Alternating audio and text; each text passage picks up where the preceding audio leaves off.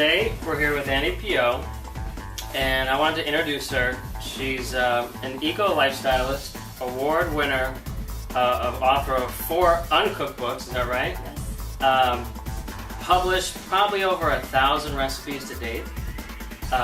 You won Sexiest Woman of Raw 3 years in a row, 2008, 2009, and 2010. And also you have 4 Best of Raw 2008 awards for Best Chef, Favorite Cookbook, and Favorite Educator, and developed raw vegan menus for Carnival Cruise Lines, Adidas, Nike, Stomp, and Whole Foods. While a consultant for Adidas Fitness Center, you drew up Adidas athletes on how to fuel up with raw nutrition and optimal performance, and you also volunteer with Project Angel Food, and you host your Raw Food Kitchen show. You have an extensive resume here. It could go on and on. So glad to have you here. Thank you. And so tell us a little bit about your Raw Food Asia. What inspired you? It's my 4th uncooked book now. Yeah. So the first one was about eco-green living. Uh-huh. The second one was around beauty. So I really wanted to develop desserts that we could eat for weight loss and beauty. And then the third one was really breaking down the myth of raw food being difficult to prepare. So in the essentials, I sort of pare it down to show how easy it really is to make. And then I really wanted to do one that was Asia. And what's sort of funny is that my whole life I've not wanted to be Asian. I've always wanted to just blend in. I read that. Yeah, that was interesting. Yeah, and so finally I'm embracing now today being Asian, because I'm realizing how much of my heritage actually is eco-green living and also raw food. So I think that from my heritage and background, that's why I thought it was because my father was ill, but I'm also realizing how much of that is just because Asians are very tied closely to the earth. Even when you go to Seoul, you know, there's always not old, but you know, people like, you know, with baskets of vegetables and fruits on every sidewalk and street corner. That's amazing. Selling, fresh produce, and there's a real connection to the earth. So I'm realizing how much, especially now that my cousins have children and watching how they're raising their children, how they're feeding them, I think it's part of how we were brought up to really enjoy all whole foods as fresh as possible. A lot of the Korean foods are fermented and pickled, which is, you know, probiotics, and a lot of it is already raw. So I'm sort of realizing now how much of that is actually from my cultural background. So I sort of felt that I sit in a perfect place of, you know, straddling the best of the West and then the best of the East, and then being able to fuse that together to bring that's that. Awesome. So that was my inspiration.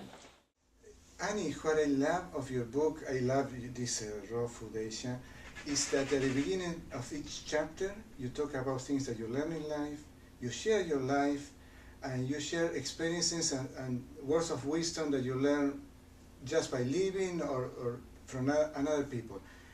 Why did you do that instead of doing another recipe book? Well, like I said, each of my books have a theme. And so I like to write, I think it's important to show that it's lifestyle. You know, eating this way is more than just a diet. It affects every aspect of our life, you know, because when we fuel ourselves with whole food nutrition, we feel really great because we're, you know, blasting our bodies with nutrients and enzymes and vitamins and minerals and nutrifying ourselves, and we feel really great. We have a lot of energy, we feel vibrant, and so we feel happy and we feel good. So I find that in that, it actually translates to so many aspects of our life, the way we interact with others, you know, the way we give back to community. You know, when we feel good, you can achieve anything. And so in this East-West fusion, pulling from Asia, I wanted to bring in a lot of sort of like the spiritual ideas that came from Asia, which today has become popular, because today now it's very popular yoga, Ayurvedic medicine, Chinese medicine, acupuncture, all these things that come from the East now. We look to the East for longevity secrets and spiritual practices and, you know, all that meditation. I do Vipassana, which comes from India or in that area. What was that called? It was called Vipassana. Vipassana. It's a style of meditation that the Buddha spent the rest of his life teaching. It's non-denominational, not religious. It's a form of meditation that he spent his whole life teaching after he reached enlightenment. So, you know, all of that now has become more acceptable in the West. And so I'm realizing that with that there are certain principles, certain values, you know, things like in America we love so much our youth. You know, but we sort of forget how valuable wisdom is that comes only with age. You know, and in the East, my uncle just now turned 80. So they had a huge party for him with all these family members, and they showcased his whole life. And even though he's 80, that you're forced in Korea to retire at the age of 65.